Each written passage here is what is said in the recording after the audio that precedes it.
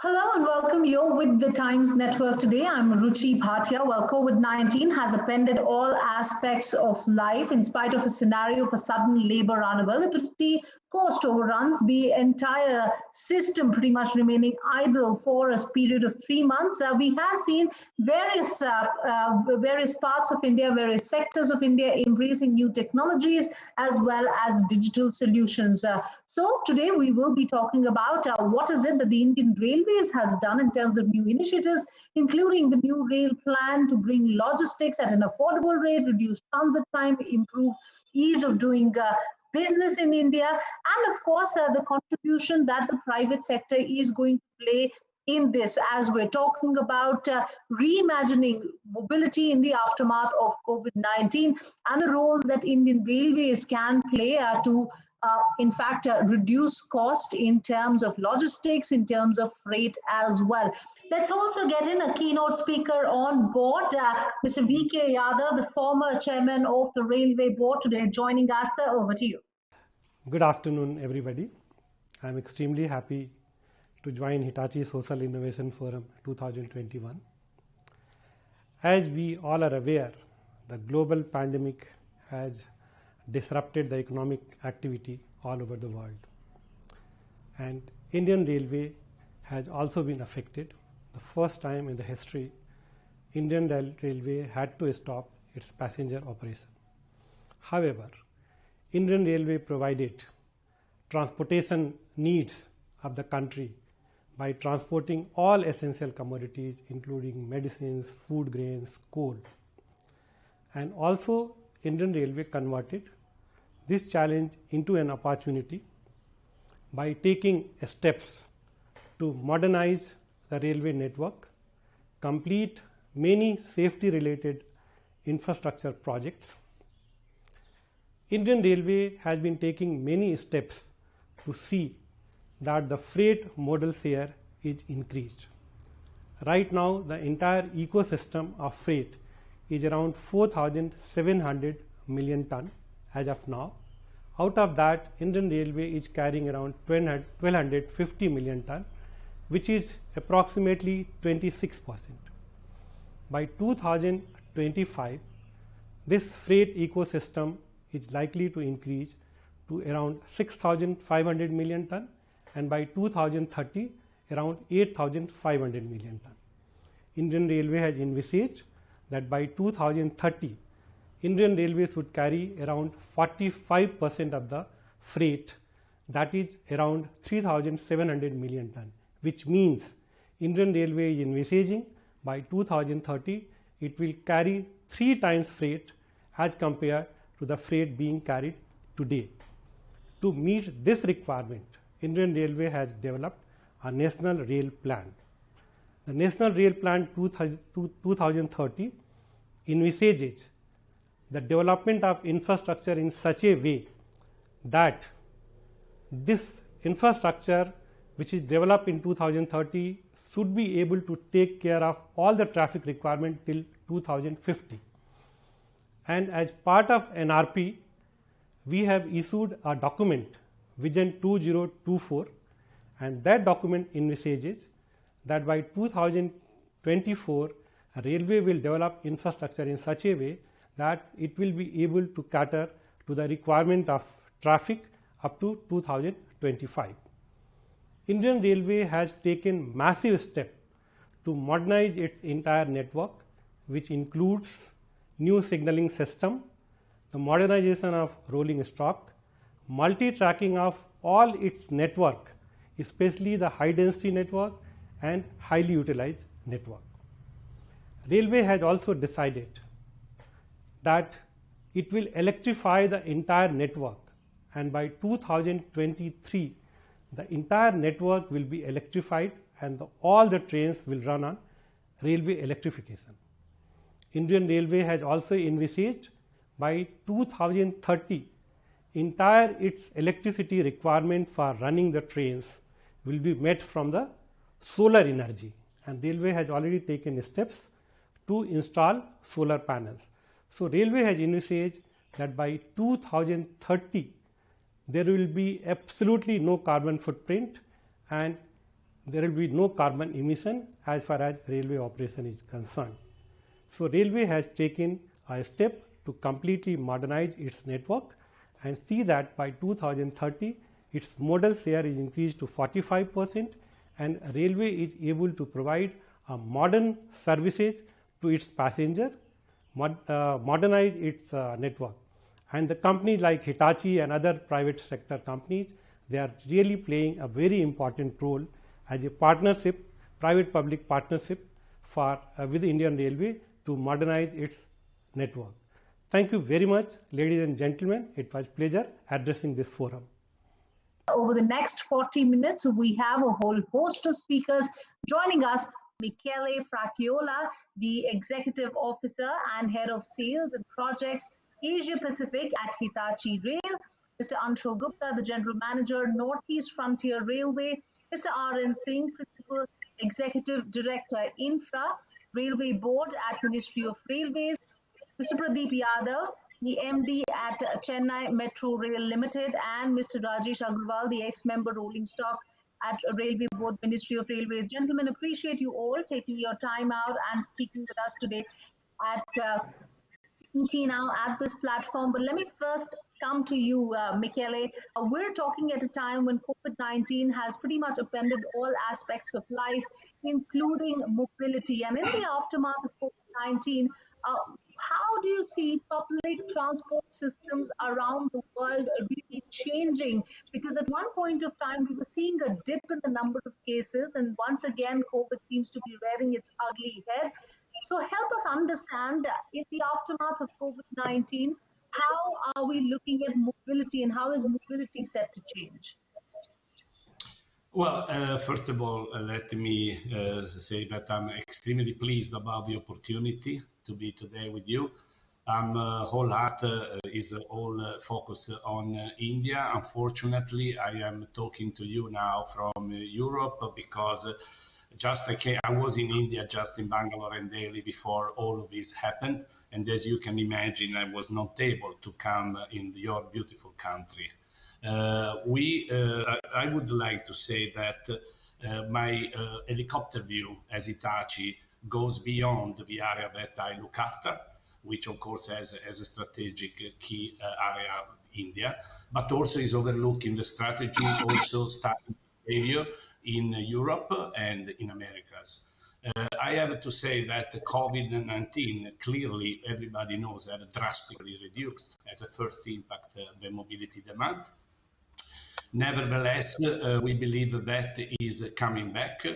The phenomenon that we should be looking at is a phenomenon in which we probably have to avoid to talk about average number, but we have to look also about the composition of who are the people that actually are coming back sooner rather than later. I'll give an example. In all the world, we are experimenting behavior with releasing lockdown, where potentially the lower income population are the ones that go for the need immediately back into mobility because they don't have the luxury to stay at home, as most can enjoy smart working and so on. That is also an important element for us to potentially not thinking that the mobility is not going to be the key element of the future. We have to look and improve, but also how to prioritize the investment in such a direction.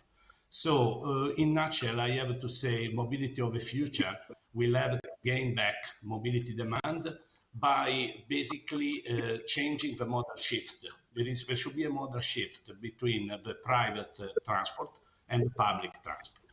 So overall, the mobility will be reduced, but we are going to have a big change by drastic reduction of the use of private car. Of course, that has to be created by a different kind of a solution for which we have a clear roadmap we would like to share and deploy in India together with you. Right. Right. In fact, I will be talking about some of the points that you've raised in just a while from now. But Mr. Gupta, if I can come to you and begin by, and let's take this discussion forward. We're in the midst of the pandemic. During this time, we have seen the Indian Railways continue with a lot of efforts, whether it was on the freight front or whether it was on the modernization front as well. Help us understand while we're in the midst of it, how is the Indian Railways, of course, reimagining mobility in the aftermath of COVID-19, when the big focus, of course, now is going to be on safety, is going to be on hygiene, is going to be to ensure that the end solution should be the one that is focused on the customer.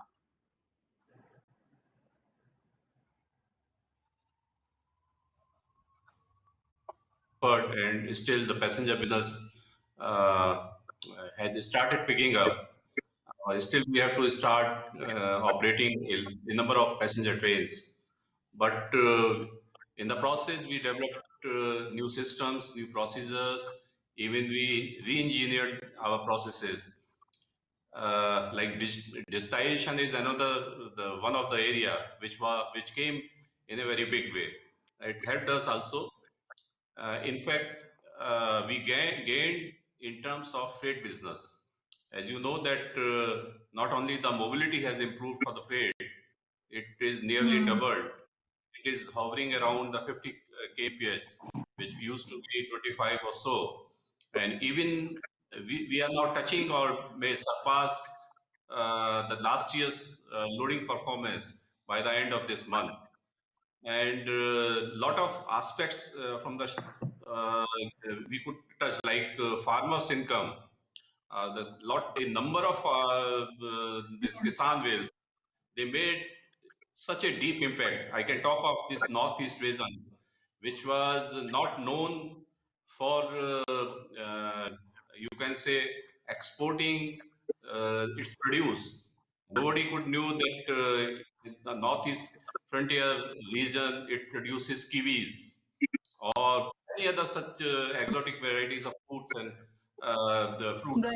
So now maybe you can say that post-COVID, we could trace and produce those market linkages using rail-based transportation. And now, Absolutely. so these are the things which by developing new processes and other things, not only the mobility has improved, new business areas we could found, Hmm. and I think this has made a big impact in a positive way. Mr. Singh, if I can come to you, COVID-19, of course, has,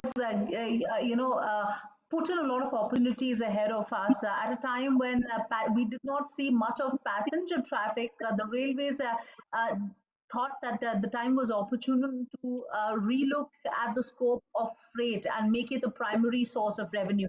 I want to understand from you on the key challenges that you faced in the initial days and how, from there on, you're going to kind of scale it up. If you see, immediately after the mm, lockdown related to COVID, it was a very challenging time. For 1 month, there was a complete shutdown, be it passenger business and freight business was also almost shut down, barring the movement of essential commodities.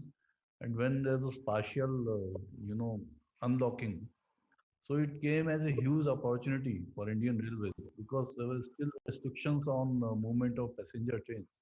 But freight movement, it started in full steam. So much so that in the coming months, as Mr. Gupta mentioned, our loading performance of Indian Railway has surpassed the loading performance of last year.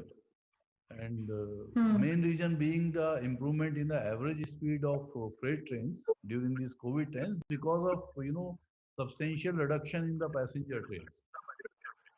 So what it implies is that our network is over congested because of, more services we are running than the capacity. So what this again indicates the long-standing, point. It again reinforces the long-standing argument that we need to expand our infrastructure to create capacity. Now coming to Right. infrastructure, since what has happened during these 7, 8 months, because we cancelled lot of trains because of the COVID related issues.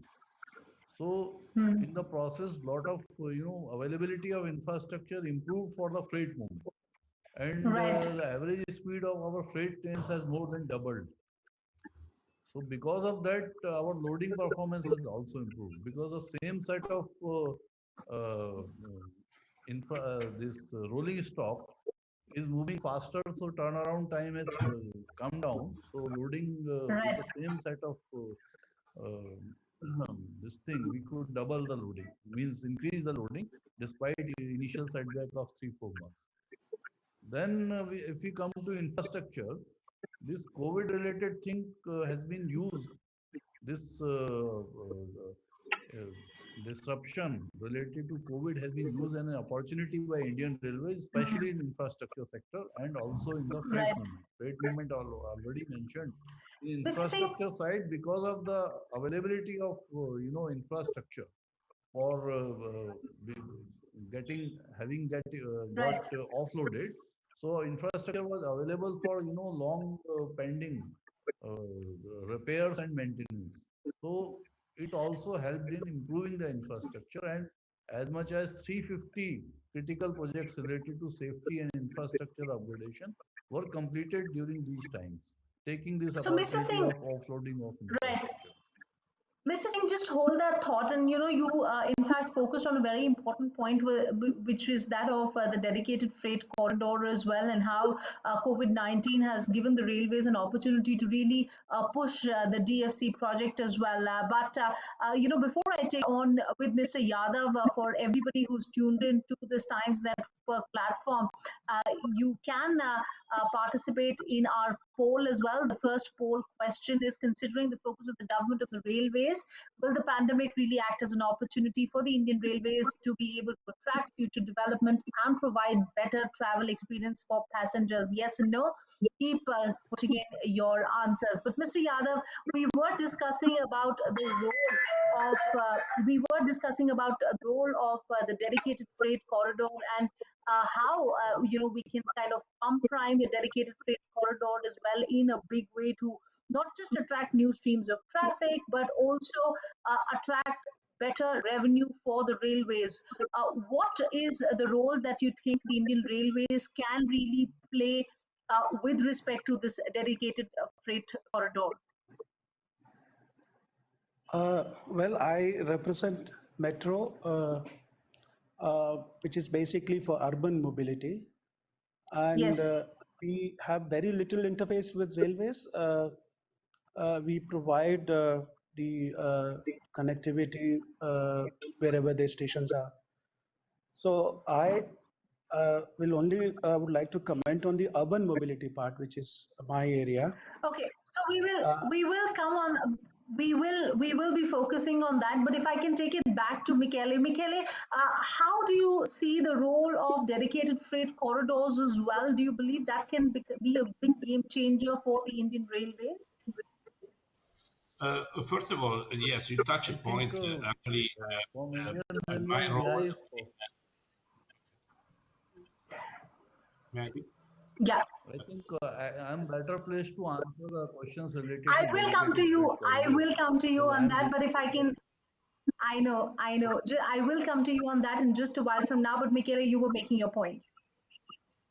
Yeah, but saying I was in charge of the freight business, and I know a bit because I've been working for a big while for the freight operators in North America, logistic operator, and for the mining freight, for which we had the autonomous driverless solution worldwide, the first leading edge in the Rio Tinto mining in Western Australia.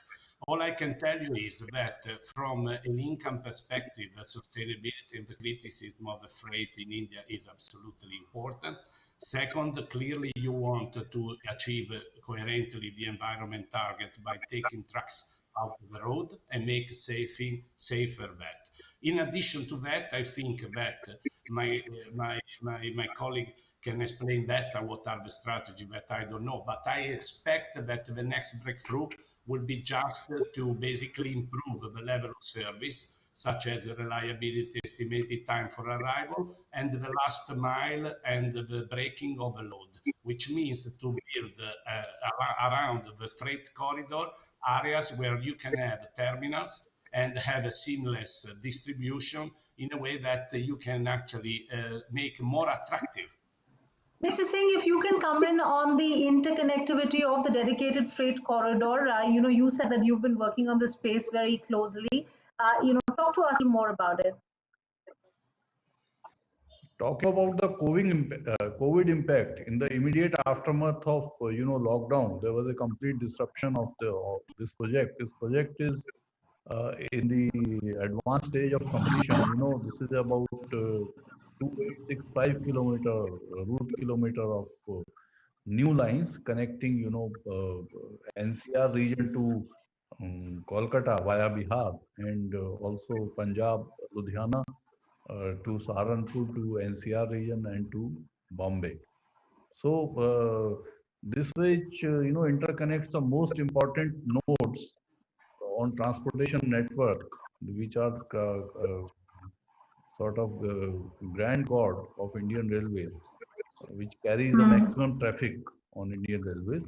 The purpose of these corridors was to shift the Indian Railways major freight movement on these two sections to DFC as a Right. freight alone lines, and it was considered that it will offload the Indian railway tracks on one side, it was Miss, improving the passenger services, and right. on dedicated freight corridor there will be very swift and dedicated movement of freight trains.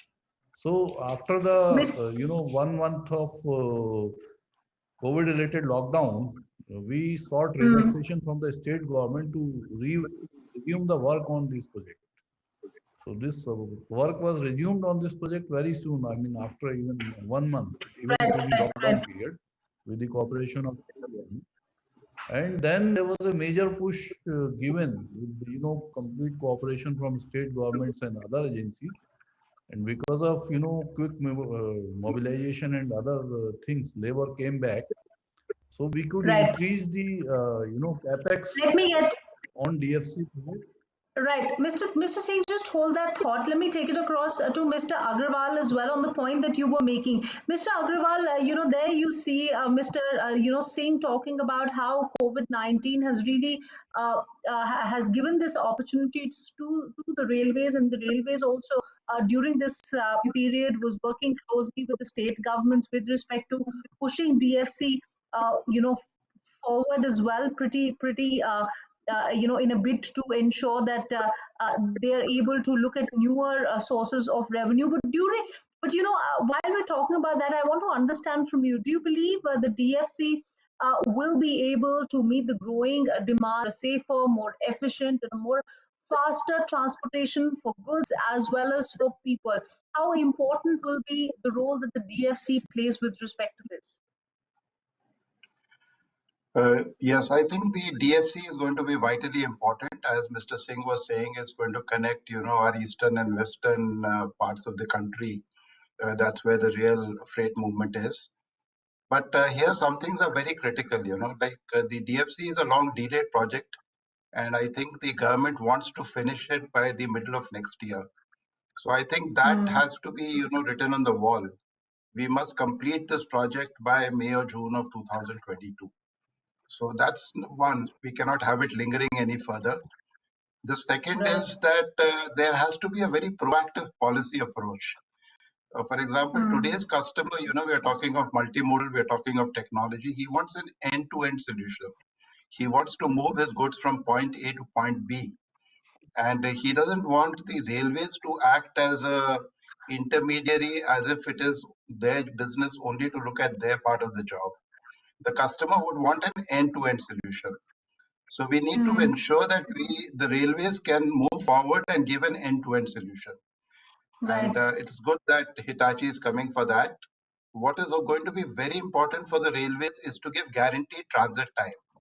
And secondly, as far as timetable running is concerned, one of the Right. assumptions when the rail budget was merged with the union budget in 2016, it was decided that we will now have timetable running of goods trains. So we Right. must have timetable running of these freight trains so that a passenger, the freight operator knows that if he loads in the evening, he can unload the next day in the morning. Michele, if you can come in on that, because Hitachi is looking at providing solutions in this. What is it that the railways need to do?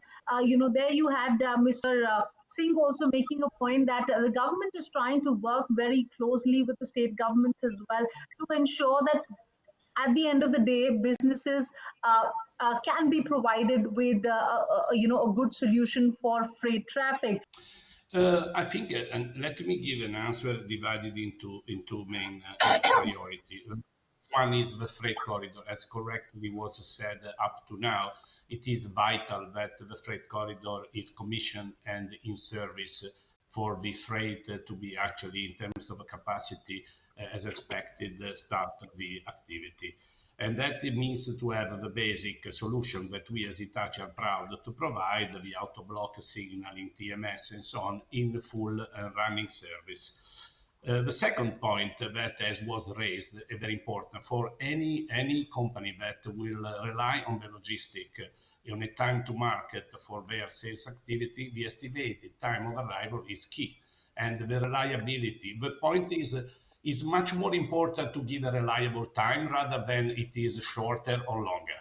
To give a reliable time, our experience as Hitachi has been quite successful with the CSX in North America, because we actually have done a data gathering and data analysis, data analytics, and we were basically trying to get behavior that more or less the kind of potential disruption you may have in your network are almost repetitive, and you can come in a convergence of estimating that even before you actually put the efficiency measure in place to improve your own network. I think it is a pragmatic approach, which is first I want to know where I am and what I'm capable to do and commit to, and then you start working on the gaps with respect to what you like to have. Right. Okay, now let me move away from the dedicated freight corridor and, of course, the freight angle and talk about advanced mobility as well. And we're seeing, and let me get Mr. Yadav on board. Mr. Yadav, you're looking at this space very closely. How do you think the metro will help in reaching the last mile? We're now looking at metros in tier 2, tier 3 cities as well. What is the role in terms of urban mobility that you see the metros are going to play? Yeah, you're right. There has been a push for creation of metro infrastructure in the recent past. We have around 700 kilometers of network as of now in 20 cities, and roughly around 1,000 kilometers is under construction. There has been a great push to create infrastructure in the metro sector. The role of urban mobility is basically to reduce congestion in cities, improve safety because the roads are not that safe in the cities where the urbanization is taking at a very faster pace, and the pollution part. So urban mobility plays a very critical role in reducing congestion, safety, as well as pollution. Most of the metros in urban areas, I think most of us are able to meet only the operational expenses from the revenue which we get from the fare and non-fare revenue. And these are all capital intensive. And the governments, ultimately state government or the government of India, end up paying for the capital expenses. So there is the ministry is also aware of the commitments on creating this infrastructure. While you're talking about this, and I have a small follow-up as well. At a time when at least here in the national capital, pollution has become a huge issue. How would you tell the states as well as the center that despite this, despite the metros being a more capital intensive way of transportation, this perhaps is the need of the hour, given the given the issues of climate change and pollution, and this is of course a more green and a more eco-friendly way travel? Yes, we do take up some awareness campaign, and there are certain issues in basically accessing metros. As you rightly said, the last mile connectivity, the first mile connectivities.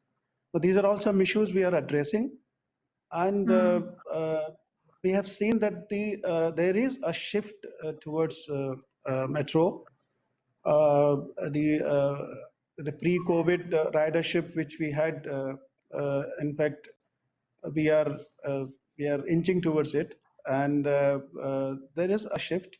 We are working on the massive campaign that this is safe even from COVID-19 point of view, because we had a Right, detailed SOP and we are strictly following that SOP.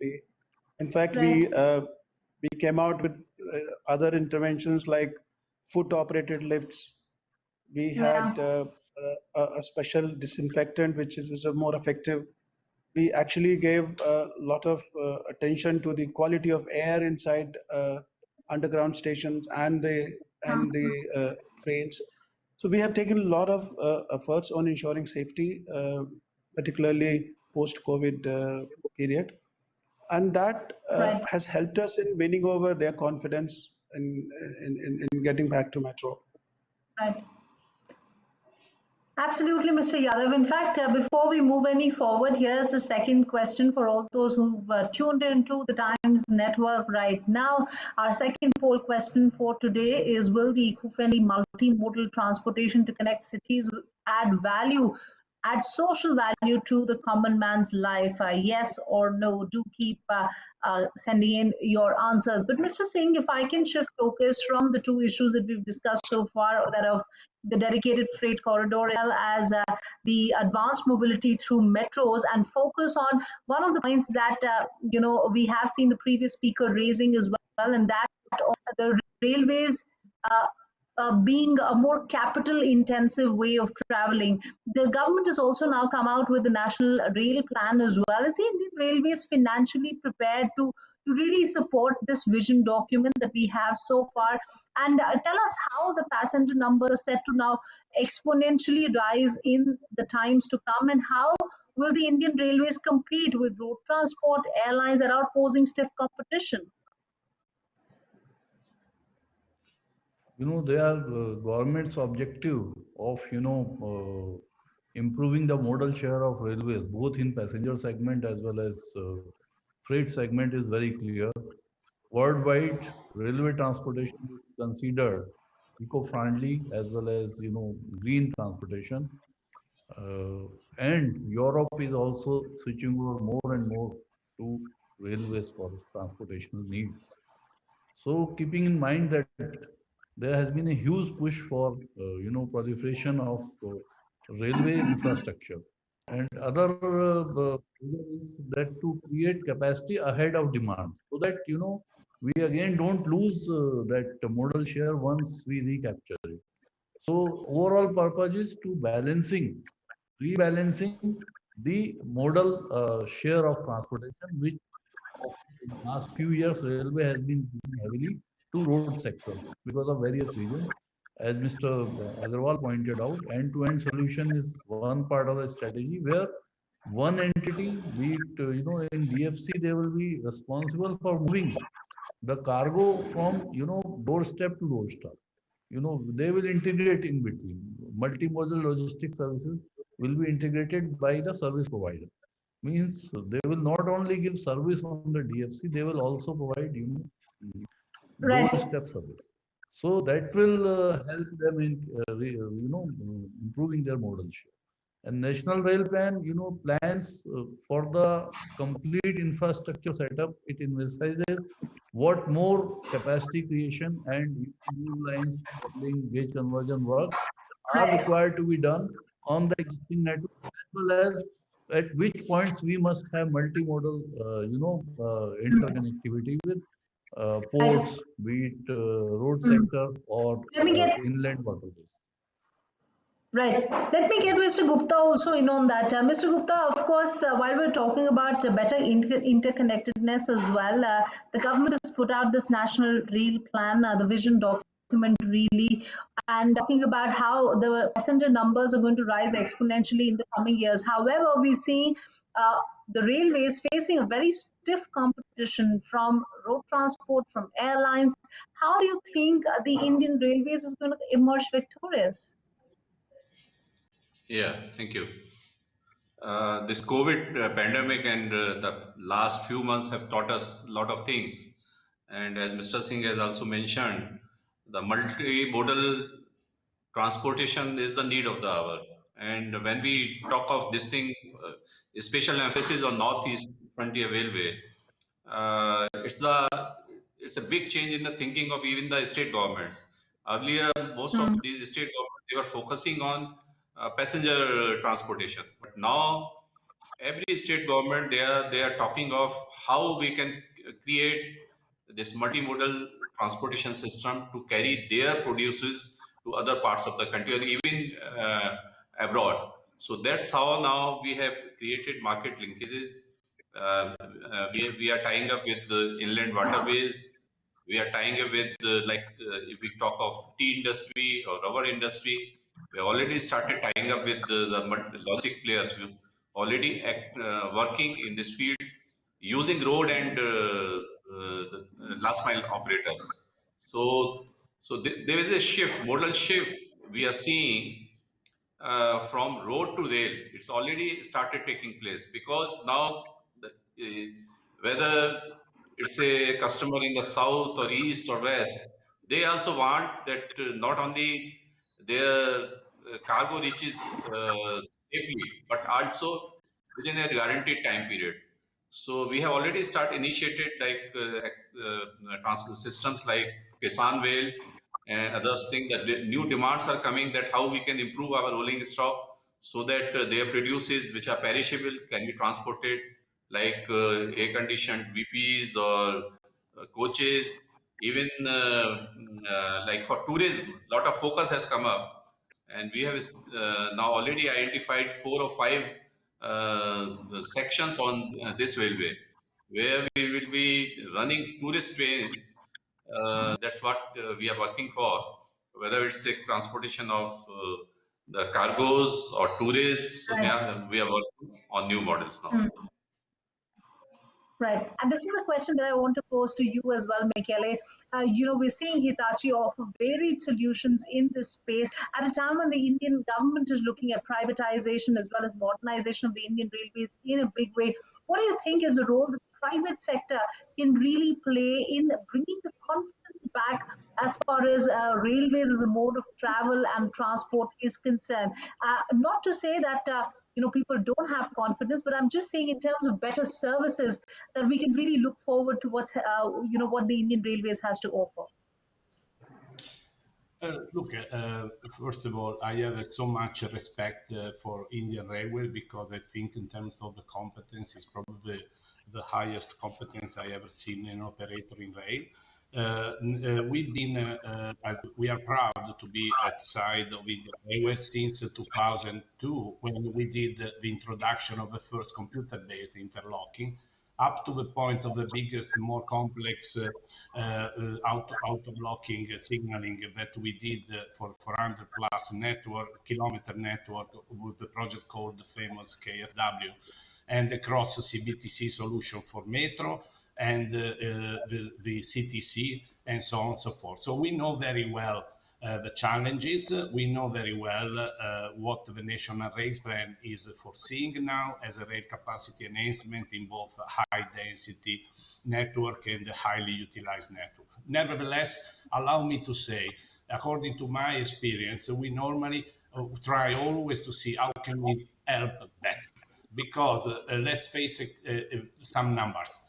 The reality is that the term, if you have around, and forgive me, my colleagues, because I may be wrong in my numbers, but 65,000 kilometers of rail and only maybe a 2,000 now going to be approaching the highest safety standard to increase the throughput ETCS level 2 means that if we are going to do, since this technology was available on the market, with the pace that has been in the last decade, it's going to take 20 years to modernize.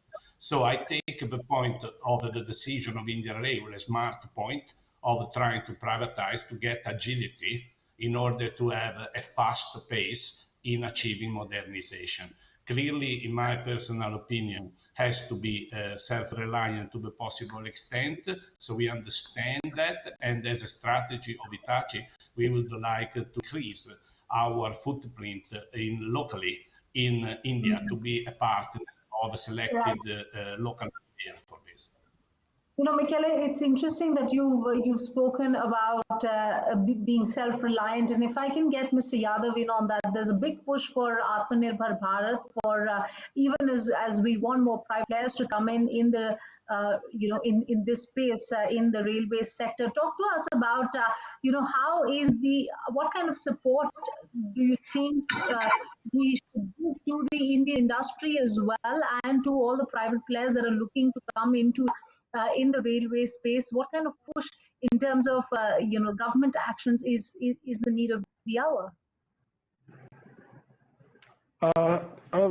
This pandemic actually has made all of us think about becoming Atmanirbhar, and particularly rolling stock in metros. If you see, we were dependent on other countries. Now that we have 2-3 companies which have started manufacturing rolling stock here. There are other systems like signaling and other advanced systems where we are still struggling, and some of the metros have started collaborating with public sector or even private sector companies to work on some of these components, so that in recent future we at least become Atmanirbhar.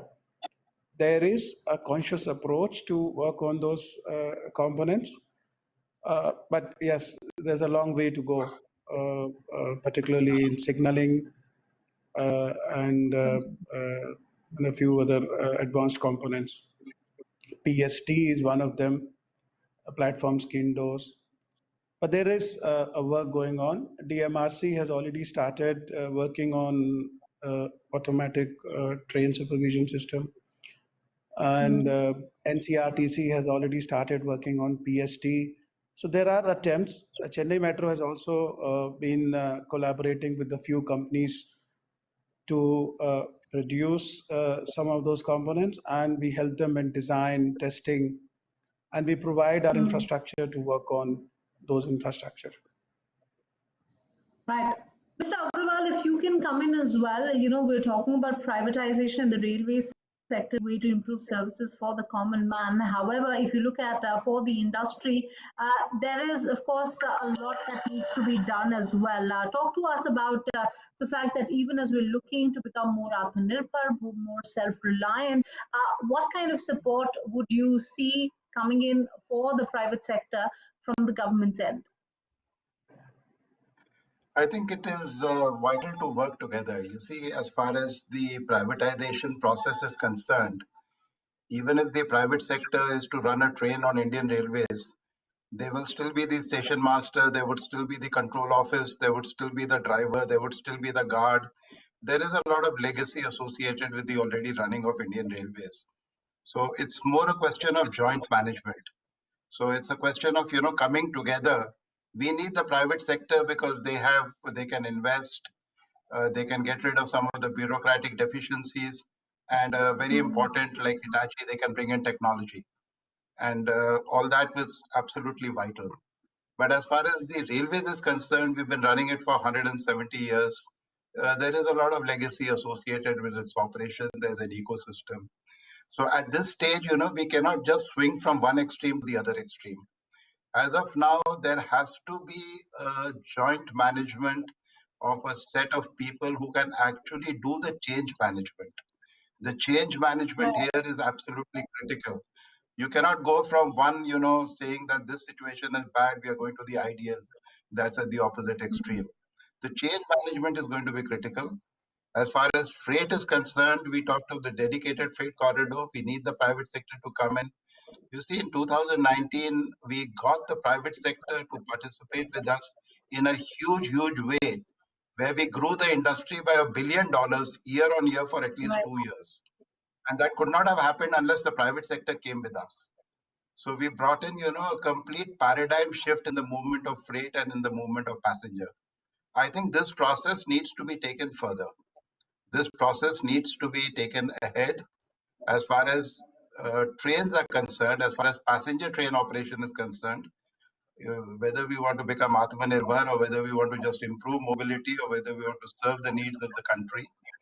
As you rightly said that we have these projections, but is it really going to happen? I mean, is the rail going to be able to take over what the road or the airline has to offer? You see, we have to do a fundamental shift in our thinking.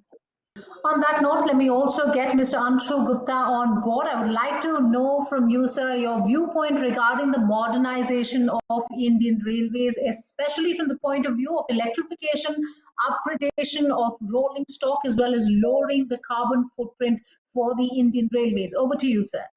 Our aim is to increase our modal share by 2050 to 45% from current 28%. For this, we need infusion of lot of new technologies and electrification of entire railway network, which will reduce the footprint also. So that's our target, and we hope that in next 2 to 3 years, this electrification is completed. So next comes the how we create those capacities by which we can carry that kind of traffic or demand which will arise, say, till 2050. For that, we have a vision 2024 as well as this NRP. And under that vision, we have to improve our infrastructure, invest in infrastructure for increasing carrying capacity, increasing our maintenance capacity, and the way we move the traffic. So under that, the important things I would just like to say that like signaling is one of the important, because it's the least the lead time by which you can create or the additional capacities, even doubling the same within next few years. The important projects under signaling is train control system, automatic train control system. Earlier we were thinking of European train control systems, but now we have developed our own indigenous train collision avoidance system. So works have already been approved on 35,000 kilometers of section, and within, I think by the end of this year, entire Indian Railways will have approved TCAS, and our target is to complete HDN, the high density network, as well as important highly utilized network by 2024, and entire Indian Railways by 2030. The important aspect with the TCAS coming in picture is to make operations very smart. Now, another aspect for smart operations is to induct centralized traffic control system. It's a very unique and international system. And I'm happy to say that a few of Indian companies have also developed the CTC, as we have done the TCAS, and the indigenous technology as well as the imported technologies we can adopt on Indian Railways as per our systems. The last thing, that how to increase this capacity, because ultimately we make operations smarter, yard smarter, trains smarter, but how to increase the capacity? So one thing is to increase our reach by laying new lines, doubling our network.